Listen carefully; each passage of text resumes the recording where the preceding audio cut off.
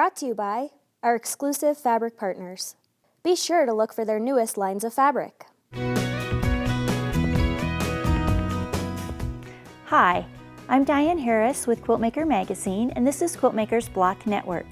Today we're going to make block number 180, which is Focal Point, designed by Doug Leko for Quiltmaker's 100 Blocks Volume 2.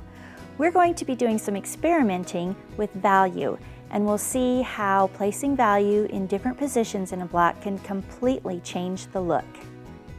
For this block, you'll need a background of some kind and then a variety of different prints. You'll want lights, mediums, and darks, and you'll soon see that you can place the lights, mediums, and darks anywhere you want in the block. You can see the cutting dimensions on the right-hand side of your screen, and if you'd like to jot those down, you might want to pause the video for a few minutes. Here you'll see that we've started to assemble the block, and the units you'll want to make in whatever your preferred method is are the half square triangles and the flying geese, and then this center square and a square. Here you can see that I've used stitch and flip. I've already done these two corners, and now I've sewn diagonally on these two patches, and the next step is to press these outward, which gives me my unit for the center.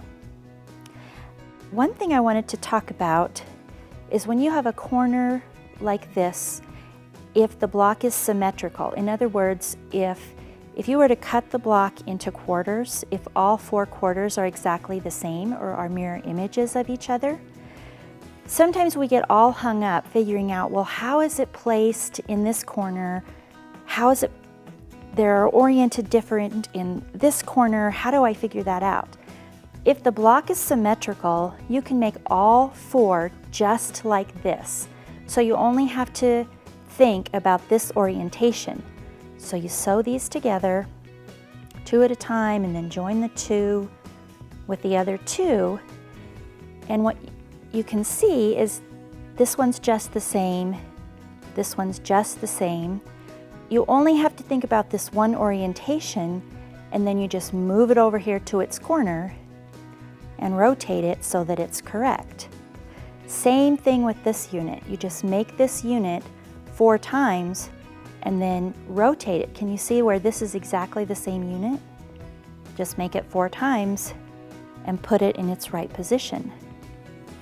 So then these get joined into a row, these get joined into a row, and these get joined into a row.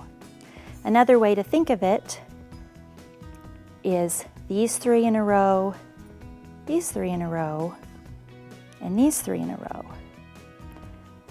And then the 3 rows are joined together. So that's how you would assemble the block. So now let's talk a little bit about value in this block and how you can experiment with where to put the lights, mediums, and darks. And that truly is the definition of value. It's simply lights, mediums, and darks. And value is relative. Something can look light in one position, but if you put it next to some other fabric, it can look dark or darker. So value is relative, but people get all hung up, and it's really just about lights, mediums, and darks. So one of the easiest ways to experiment with value is with a line drawing of your block. So this is a line drawing of Focal Point, and everything's the same color. Let me take this other sheet out from under here so you can actually see everything. There's no color in this block. So what I would do, either electronically if I had this on my computer, or with crayons or colored pencils or whatever, is I would start to just mess around with this. And I would think, okay, if I put the darks here and here, and if I had colored pencils, I would fill things in. And then I would start with a fresh sheet and try something different. Here's one that I did electronically, and I put dark fabrics in these positions and some medium fabrics here and had a light background. So you can see that a line drawing is one of the first ways that you want to start to play with the values. So now let's talk a little bit about fabric. This block has quite a few patches in it. So rather than trying to figure out exactly where I was going to put every fabric for every different version of the block, I just took different fabrics, lights, mediums, and darks, and cut all the patches in several different fabrics so that I had kind of like building blocks, things to work with and things to play with. And one thing I was having trouble with was having enough lights in this bundle that I was working with. And so I tried something which actually turned out to work really well, and that was to use the back side of several of the fabrics. You can see here, this is kind of a medium, but if you turn it over, it turns into a light, and it still has a really interesting pattern on the back. And you'll see in a few of my blocks later that I use the back side of this fabric. And here is another one. This is a little brown print, great little print, very tiny, but the back side was really good as a light. And so where I needed two lights together, I use this for interest, where you have just a tiny, like a micro pattern and a little bit larger scale. So those worked great together. So I heard someone say once that when you purchase fabric, you're paying for both sides. So you may as well think of it as two-sided fabric. You can use either side that works. Here we have a finished version of Focal Point. And in this one, I used kind of a medium dark fabric for the background. And it doesn't look much different from the original that I showed you earlier, but using a darker fabric for the background does give it a nice variation. There are a total of 5 fabrics in this one.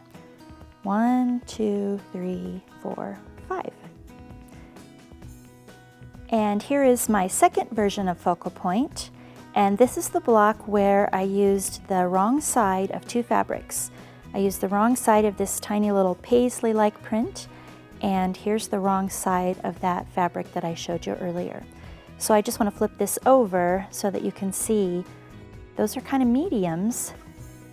These are the right sides, but when I flipped them over and used them wrong side up, they become lights. The only difference in the piecing between this and the original block is that I eliminated a seam line right here. You can certainly eliminate a seam line anytime you want to, and it just didn't make sense to sew 2 fabrics together exactly the same when I could just eliminate the seam line. So again, in this block we have 5 different fabrics. 1, 2, 3, 4, and 5. So here we have the third variation of Focal Point, and this is probably my favorite one of all because it looks so different from the original block. So let's counting out the fabrics. 1, 2, 3, 4, 5. One thing to think about is wherever you put the darkest fabric, that seems to be the thing that comes towards you when you look at a block. So now you've seen each of the 3 blocks separately, and I'd now like to show them to you side by side because that's where you really get the impact. So here are the 3 variations side by side, and it's almost hard to believe that they're exactly the same piecing. And remember that right here I eliminated the seam line, but if you are unsure of the math for this, you can certainly put that seam line in there. If you want to eliminate the seam line, this patch is cut 3.5 by 4.5, and then you use stitch and flip triangles that are 2.5 inches. So 3.5 by 4.5 if you want to eliminate this seam line here. So just a little food for thought about how much fun you can have playing with value in a geometric block. Let's take a look at how these blocks look in some different settings. We took the block with the dark background and put 9 blocks together just side by side, and that just is a very traditional looking, beautiful piece. And here's the second block that we made, and we've put cornerstones and sashing between the blocks here, jazzed it up a little bit with some colorful cornerstones. And then we took the last block that has that ring idea, and we set it on point and put blocks together. And when you put a block on point like this, you sew the rows they're diagonal rows and you sew them together in this way. You'll find Focal Point and 99 other amazing blocks in Quiltmaker's 100 Blocks Volume 2. Thanks for being with me today on Quiltmaker's Block Network, and I hope to see you again next time. 4. Just 4 fabrics in this version. There's 5? I didn't think that was quite right, but I couldn't see another one.